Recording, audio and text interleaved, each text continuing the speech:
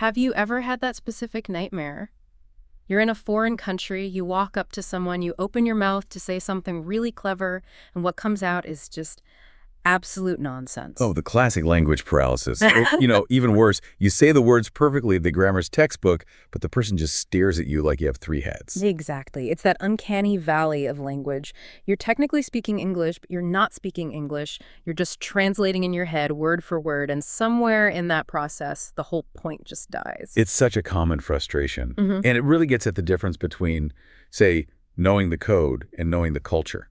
You can memorize an entire dictionary, but that doesn't mean you understand the logic behind how people actually connect those words. And that is exactly why I'm so excited about the deep dive we're doing today. We are breaking down this presentation. It's titled Mastering English Idioms, Unlock Native Logic. Yeah. And I have to say, looking through these slides, this is not your typical English lesson. There are no, conjugation tables or anything like that. No, it's much more interesting. The core idea here, the whole thesis, is that to master idioms, you have to stop thinking like a mathematician and start thinking like an artist. An artist. Right. If you look at that first slide in the source, it sets up this battle between the left brain and the right brain. On the left, you've got this gray brain filled with gears and machinery and dictionaries. It looks, well, exhausting. It looks like my high school Spanish class, just grinding through vocabulary lists. Exactly that. That's mechanical translation. It's rigid. But then on the right side of the slide, you have this colorful brain just exploding with light bulbs and art and puzzle pieces. That's the native logic. Ah. The argument is that native speakers don't assemble sentences like math problems. They visualize stories. Visualize stories. I love that.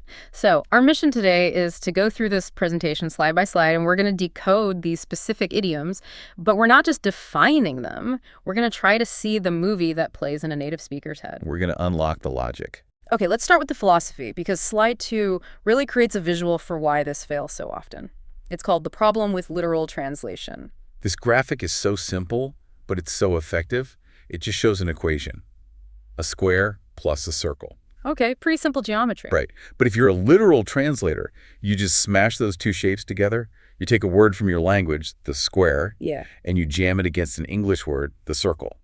And the slide shows the result is this crossed out, jumbled mess. It just doesn't work. Because language isn't just addition. Exactly. Yeah. But then look at the bottom equation. It's labeled new concept. It takes that same square and that same circle, but this time they equal a star. A star. So the result is something completely new, completely different from the individual parts. That star is the meaning. It's the context.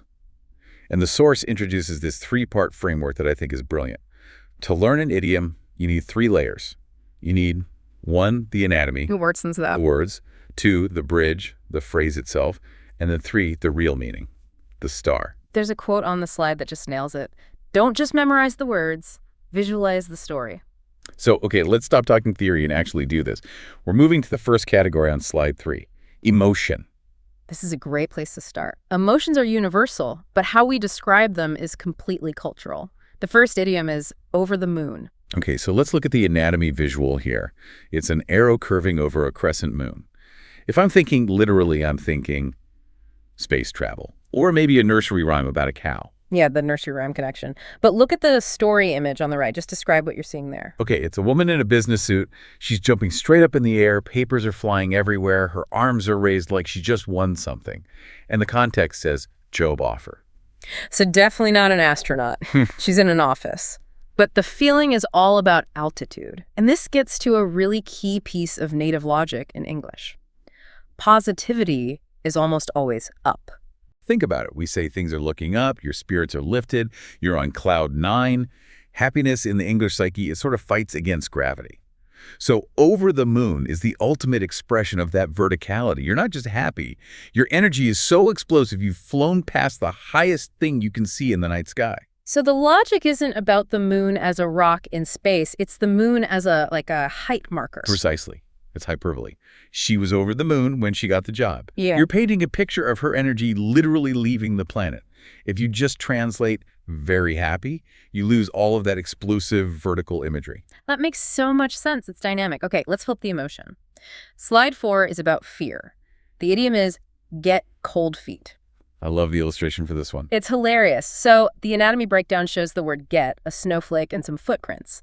But the story visual is, it's a guy in a tuxedo. He's sweating, he looks terrified, and his right foot is literally encased in a giant block of ice. And look where he's standing. That's crucial. He's right next to a door with a big red exit sign. He looks like he's about to make a run for it. So this is the classic runaway groom scenario. And scientifically, there's some logic to this.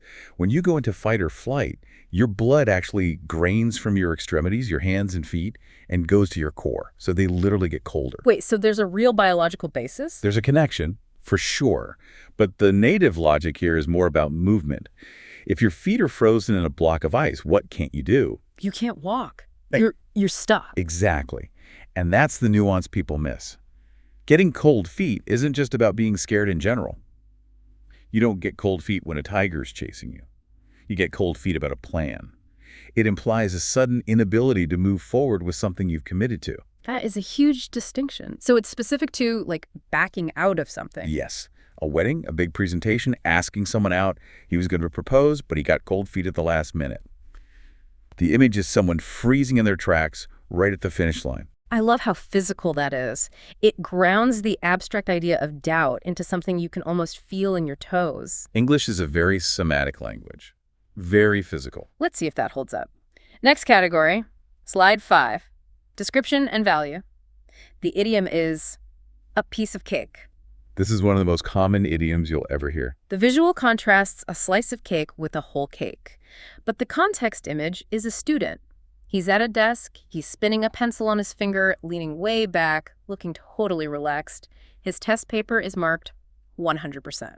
So the logic is connecting eating a dessert with performing a task. Which is strange because taking a test usually feels nothing like eating cake. Usually not, no. But think about the physical act of eating cake. It's soft, you don't really have to chew, you don't have to fight it like, a tough piece of meat. It just goes down smooth and it's enjoyable. So when I say the math exam was a piece of cake, I'm describing the lack of resistance. Exactly. You're saying the task offered zero resistance. It was smooth. It's interesting because lots of languages have food metaphors for easy, but in English, we're really focused on the sweetness and the lack of effort you need for cake. It's making me hungry just thinking about it. Yeah. But let's look at the flip side of value. Slide 6. Cost an arm and a leg. And this is where English gets a little graphic. It really does. The anatomy visual is a price tag, a muscular arm, and a leg. But the story image is great. It's this guy staring at a shiny red sports car. His eyes are popping out of his head, cartoon style, and the price tag has a ridiculous number of zeros on it.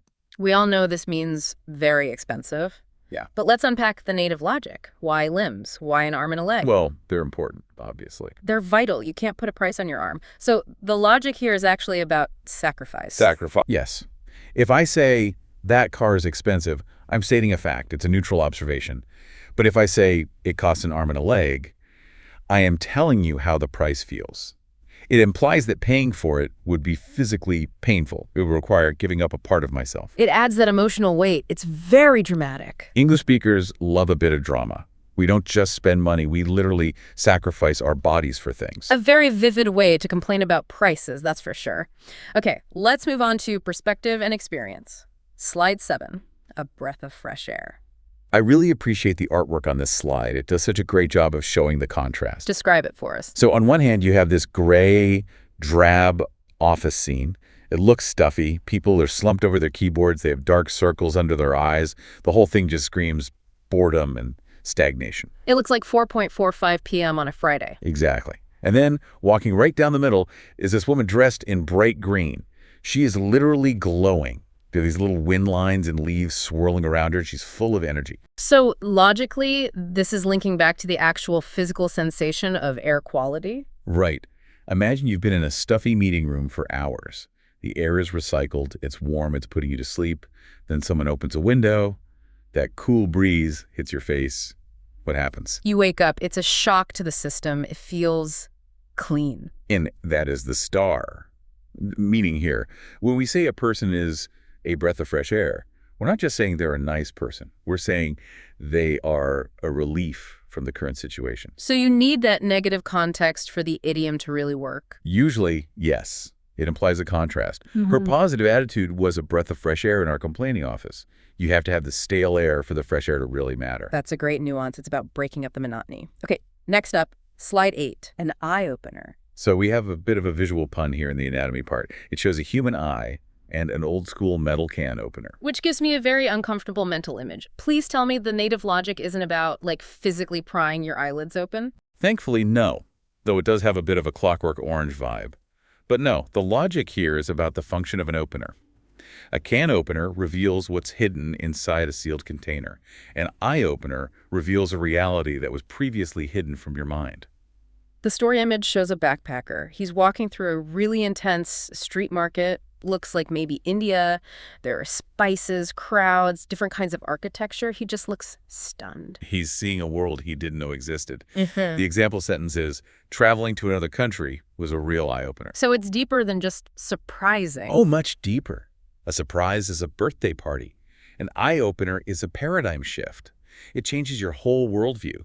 Once that can is open, you can't seal it again. You can't unknow what you've learned. That is a powerful distinction. It's about gaining a new perspective. And again, it uses the body, the eyes, to represent understanding. Totally. We say, I see what you mean. In English, vision is understanding. Okay, let's hit our last category on slide 9, action. The idiom is take it easy. A phrase we could probably all stand to hear a little more often. The anatomy visual is a hand taking a handle and a floating feather for easy. But the visualization is just. It's pure goals. It's a guy in a hammock between two trees. He's reading a book, leg dangling, and on the grass, totally ignored, is his work briefcase. The feather is the key symbol there. Easy implies lightness, a lack of weight, a lack of burden. So when you tell someone to take it easy, what are you actually telling them to do? You're telling them to drop the weight, to approach their life, at least for a moment, with the lightness of that feather. It's almost like you're giving them permission to stop trying so hard. Exactly. You've been working all week, take it easy this weekend. It's not just stop moving. It's an instruction about quality. Don't push, don't force it. Just let things float. I feel more relaxed just looking at that hammock. It really does convey that feeling of releasing tension. That's the power of the image. All right, we have covered a lot of ground. We've been over the moon, we've had cold feet, we've spent an arm and a leg. Now, the presentation throws a curveball. Slide 10 is a pop quiz. The moment of truth. This is where we see if the visualizing method actually works better than just memorizing definitions. Okay, I want you at home to play along with us. I'm going to describe 3 images from the slide. No words, just the pictures. And I want you to shout out the idiom. Ready? Image A perfect slice of chocolate cake on a plate. Okay, the cake. That has to be a piece of cake, meaning something easy. Check. Image B, an open window with white curtains blowing in a soft breeze. That one gives you that feeling of relief, of coolness. That's a breath of fresh air. And image C, a pair of feet stuck in 2 big blocks of ice. That's our nervous groom. Get cold feet, hesitation, fear of commitment. See how fast that connects? You're not searching a mental dictionary for a definition. You see the image, the phrase just pops into your head. That's the beginning of thinking in native logic. You're bypassing the translation part of your brain. But wait, the presentation isn't done with us. Slide 11 is a context challenge, and it actually introduces a couple of gaps in our knowledge. Oh, this is good. It forces us to use context clues to find idioms we haven't even explicitly covered yet. Okay, we have sentences with blanks. Sentence 1, I really want to buy that house, but it costs. The clue is expensive. Based on our discussion about sacrifice and body parts, this has to be an arm and a leg. Right. Sentence 3, I'll skip the second one for a moment, says, don't worry about the test, just relax and stuff. That's the hammock and the feather. Definitely take it easy. Okay, but look at sentence number 2. I have a problem that we should take the other road, and the clue is intuition. We didn't cover an intuition idiom. But if you look ahead at the cheat sheet on the final slide, slide 12, there are 2 bonus idioms listed, and one of them fits this intuition gap perfectly. I see it, a gut feeling. I have that feeling that we should take the other road. Gut feeling, okay, following our theme. Why the gut? Why not the brain? This is another one of those fascinating somatic language examples. In English culture, the stomach, the gut, is treated almost like a second brain. But it's not for logic or math. It's the home of instinct. It's primal. It's totally primal. If you feel it in your gut, it's a deep physical warning or intuition. It's separate from thinking, which happens in your head. Yeah. Trust your gut literally means ignore your logic and trust your body's alarm system. It's that physical sensation of treatness when you know something is off. That makes perfect sense. And there's one more on that cheat sheet. Go all out. Right, go all out. The definition given is full effort. This comes from a context of, like, warfare or sports. Imagine an army sending every single soldier into the battle, leaving no one behind to guard the base. They're going all out. So if I throw a party and go all out, I'm getting the expensive decorations, hiring a DJ, the whole 9 yards. You're holding nothing back. You're using every resource available to you. I love that. So putting it all together, we have quite a toolkit. We know happiness is up, fear is freezing, value is about sacrifice, and instinct lives in the stomach. It paints a picture of a language that is incredibly physical. Yeah. It's embodied. We don't just speak English. We physically experience it through these metaphors. That brings us to the final slide, which synthesizes all of this into a nice little message of encouragement. Learning English doesn't have to cost an arm and a leg. Just trust your gut feeling and keep practicing. A little cheesy, but it's an effective summary. It shows how you can actually weave these idioms together to sound natural. So, if we step back, what's the big takeaway for someone listening? We've decoded a few pictures, but how do they apply this tomorrow? I think the biggest thing is to change how you study. Stop treating idioms like vocabulary words on flashcards. A flashcard won't teach you the feeling. You need to build a visual library in your head. So when you hear a new phrase, don't ask what's the definition, ask what's the picture. Exactly. Find the movie scene. If you can actually see the groom with the frozen feet, you will never forget what cold feet means. And more importantly, once you understand the underlying logic like up means good, you can start to guess the meanings of idioms you haven't even learned yet. You start to see the pattern. You start running the native logic operating system. That really is the goal. So here's a final thought to leave you with today. We talked about how English uses cold feet for fear and fresh air for relief. I want you to think about your own native language for a second. When you speak, what pictures are you painting without even realizing it? That's a great question. Do you visualize the future as being in front of you or behind you? Is anger hot or cold? Every language has its own hidden movie running constantly in the background. So next time you get stuck in English, stop trying to build that math equation. Stop searching for the word. Look for the image. Stop translating. Start visualizing. I think that's the perfect place to wrap it up. Thanks for taking this deep dive with us. My pleasure. We'll catch you next time.